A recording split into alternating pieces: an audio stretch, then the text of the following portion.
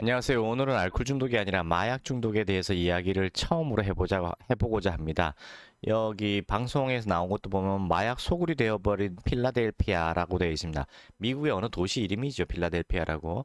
미국은 골든타임을 놓쳤다 이렇게 되어 있습니다. 이 내용은 뭐냐면은 초기부터 마약 중독에 대해서 적극적으로 계몽 운동을 펼쳐서 마약을 막았어야 되는데 그러지 못했다. 그래서 시기를 놓쳐가지고 이제는 뭐 감당을 할 수 없다. 이런 뜻으로 이제 기사가 쭉 나온 거예요. 이 기사뿐만 아니라 아마 여러분들 방송에서도 많이 보셨을 거예요. 지금 필라델피아뿐만 아니라 다른 도시들도 많이 지금 그렇게 되어 가고 있대요. 여기 펜타닐이라고 나오는데 이 펜타닐이라는 게 지금 가장 큰 문제가 됐나 봐요. 이게 중국에서 펜타닐 원료를 미국으로 밀수해가지고 미국에다 막 퍼뜨리고 있다는 그런 내용들이에요.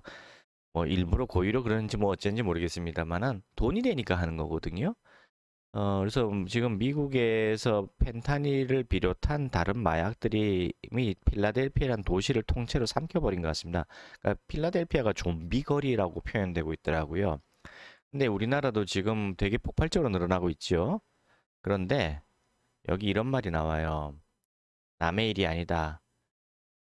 테헤란로 마약 좀비 도시 남의 일 아니다 이런 제목인데 뭐냐면요. 우리나라에서 요즘 중고등학생들이 이런 마약을 쉽게 구입하나 봅니다. 뭐 아주 쉽게. 뭐 별로 어렵지 않은가 봐요. 돈만 있으면 다 구입하나 봅니다. 지금 이게 일부의 문제가 아니라고 좀 얘기가 나올 정도고요. 그래서 지금 이게 우리나라가 좀 심각하다. 뭐라고 얘기 나오냐면 여기 한번 볼까요? 뭐 이상한 광고가 떴네.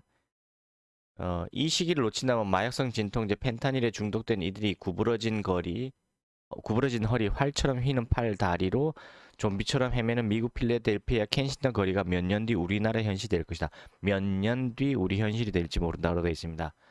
근데 교육을 하질 않아요, 우리나라가. 왜 예전에 기록을 방송에서 그 토론하는 마약에 관해서 토론하는 그 분들의 이야기를 들어봤는데 제 기억이 맞을 겁니다. 틀리지 않을 텐데 뭐냐면은 대한민국 국민은 술과 마약의 위험성을 국민들한테 일부러 가르치지 않으려고 합니다. 일부러 안 가르치려고 합니다.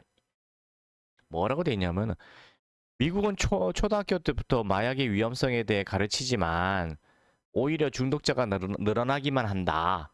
따라서 차라리 모르는 게 약이다. 호기심을 주면 안 된다라는 억지 논리로 일부러 교육을 하지 않겠다라고 얘기하더군요.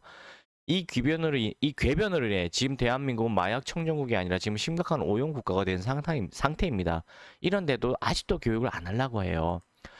감추고 숨길수록 오히려 아이들은 호기심이 더 커지는 법이거든요. 뭐 아이들만 그렇습니까? 어른도 그렇잖아요.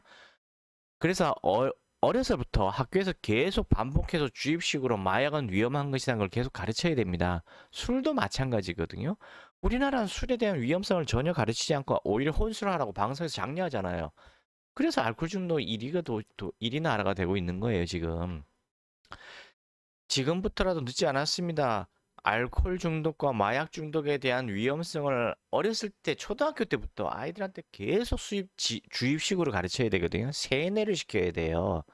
그러면 아이들은 아무 거부감 없이 그냥 마약과 술은 위험한 거다라고 세뇌가 되기 때문에 오랜 시간이 걸리면 시간이 가면 자동으로 해결될 수 있습니다. 중국을 보세요. 중국은 마약 전쟁을 통해서 마약이 얼마나 위험한지를 국민들도 다 알았고 정부가 나서서 마약과 관련된 건 뭐 철퇴를 내려버렸거든요. 그러면서 교육을 같이 했기 때문에 중국은 마약이 그렇게 문제가 없잖아요. 근데 미국과 우리나라는 안 그렇습니다. 미국은 어떤 이유 때문이냐 너무 자유방종을 한 나라이기 때문에 미국은 저렇게 돼버린 거고요. 뭐 마약에 대한 노래를 만들어서 뭐 에릭 클프튼 같은 사람은 마약을 예찬하는 노래를 만들어도 그게 자유란 이유로 표현의 자유란 이유로 그냥 방치해버렸잖아요. 그래서 저렇게 된 거고요. 우리나라는 지금이라도 미국처럼 해서는 안 된다는 걸 깨닫고 중국처럼 가야 된다는 걸 깨달으시고 빨리 교육을 하셔야 됩니다. 자, 1920년대 미국에선 금주령을 내려서 술을 제조 판매를 금지했었습니다. 그래서 밀주업자들과 10년 동안 전쟁이 벌어졌었죠. 이게 바로 마피아예요. 그 전쟁을 통해서 정부 인사, 검사, 경찰들이 수없이 죽어나갔거든요. 그리고 여론도 악화되자 어쩔 수 없이 합법화시켰던 겁니다. 이때 그 합법화시키면서 어떻게 됐냐면은 대신 세금을 많이 내고 규제를 심하게 했죠. 길에서도 마실 수 없고 길에서 마시면 다 잡아가잖아요. 미국은 그렇습니다. 해만 지면은 술 못 팔아요. 다 금지돼요. 주립 전문점에서만 살 수 있게 되었죠.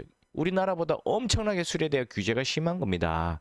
그러나 마약은 세금을 걷고 합법화시킬 수가 없었잖아요. 너무 문제가 심각하니까. 지금 그래서 여기까지 온 거예요. 그래 어떻게 됐습니까? 옛날 밀주업자들이 마약업자로 넘어간 거예요. 간단한 겁니다, 지금 상황이. 지금이라도 우리는 빨리 이 마약에 대해서 가르쳐야 되고, 아이들한테 절대로 마약은 근처도 가지 마라, 호기심도 갖지 말아라는 걸 자꾸 알려야 됩니다. 그리고 또 하나, 지금 이미 마약 중독에 빠져 있는 사람들을 빨리 치료를 해야 되는 거거든요.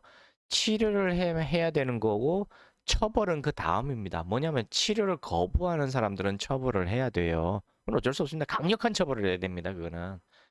근데 치료를 받으려는 사람들을 위해서는 국가에서 지원을 정말 많이 하셔야 되는데 실제 저희 지원 거의 안 해요. 코딱지만큼 하나?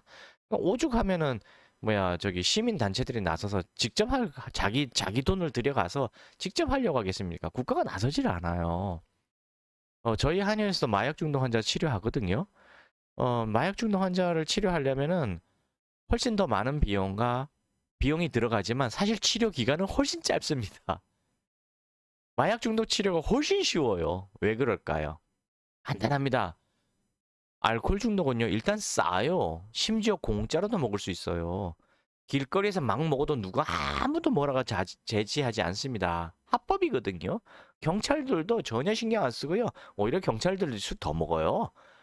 제가 경찰 형사들하고 술 마셔봤는데 와, 회식 자리가 미친 듯이 먹더라고요. 영화나 이런 데서 또 자주 나오잖아요. 진짜 그렇습니다.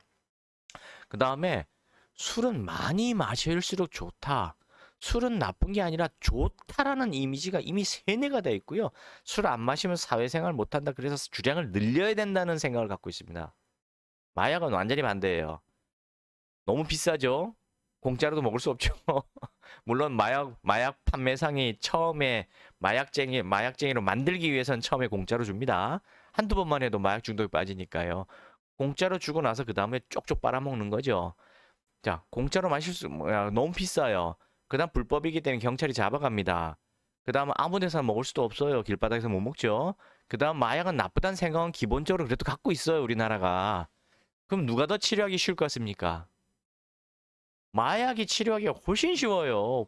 본인들이 마약을 끊어야 된다는 걸 알거든요. 근데 알코올 중독 환자는 끊어야 된다는 생각이 없어요.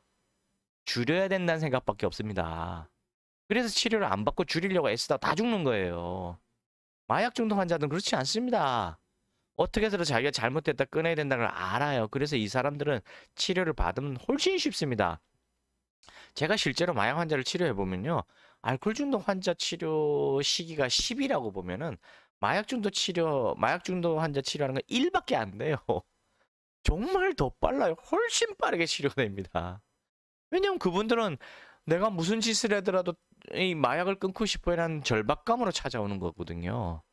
자기 신분이 노출될 위험성도 감수하고 오시는 거거든요. 사실 뭐 노출되지는 않습니다. 왜냐하면 이 자료가 저희 한의원 제 컴퓨터 안에만 돼 있지 온라인으로 바깥에 나가지도 않거든요. 어디다가 보고할 필요도 없기 때문에 전혀 뭐 그런 건 걱정하지 않으셔도 됩니다. 하지만 환자들이 두려워하거든요. 그럼에도 불구하고 두려움을 극복하고 내원하신 분들은 얼마나 절박하겠어요. 이분들은 대부분 다 한 달 안에 한 달이 뭐예요? 지난 제 홈페이지에 있는 글을 보시면 아시겠지만 일주일 만에 환자가 놀래가지고 글을 달잖아요. 세상에 이런 약이 어디 있습니까? 없습니다. 이런 마약 해독약은 세상에 존재하지 않습니다. 그리고 여기저기 소문내고 다니시고 막 그러거든요. 근데도 불구하고 마약 환자들은 믿지를 않습니다. 두 번째는 여기를 오는 걸 두려워해요. 노출돼서 처벌을 받을까봐. 네, 제가 분명히 말씀드립니다만 노출되지 않습니다. 신분 보장은 확실하게 됩니다. 그리고 약효는 믿으셔도 됩니다. 알코올 중독보다 훨씬 치료가 잘 되는 게 마약 중독입니다. 알코올도 끊으면 금단 현상이 나타나서 한 2, 3일 견디기 힘들잖아요. 3, 4일 버티기도 쉽지 않습니다. 일주일은 뭐 거의 불가능할 정도로 어려운 거고요. 근데 마약 중독은 어떻겠습니까? 훨씬 더 금단 현상이 심하거든요.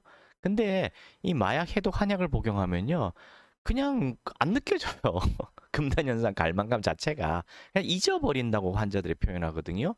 이거는 그냥 억누르는 게 아니고요. 갈망감과 금단 현상을 유발하는 알코올 또는 마약이란 원인 물질을 제거하는 약이거든요. 그냥 정상 뇌로 돌려버리는 것 뿐입니다. 그래서 갈망감이나 금단 현상이 없어지는 거지. 자, 불안하니 그러면 진정제, 우울하니 항우울제, 잠 못 자니 수면제, 이렇게 억누르는 약들이 아닙니다. 그냥 원인 물질을 해독하는 약뿐이에요. 그래서 마약 중독 환자도 약 복용하면은 그냥 바로 편안해지게 되는 겁니다. 마약 환자들 강제로 끊게 하거나 수면제, 진정제 이런 걸 통해서 끊게 하면 표정이 어떤지 아세요? 이게 쭉 가라앉아 있어요. 그냥 표정이 불편해요. 근데 알코올 해독 환약을 복용하면 그게 아니고 이렇게 놀란 표정, 웃는 표정으로 바뀝니다. 그러니까 한번 믿어보시기 바랍니다. 감사합니다.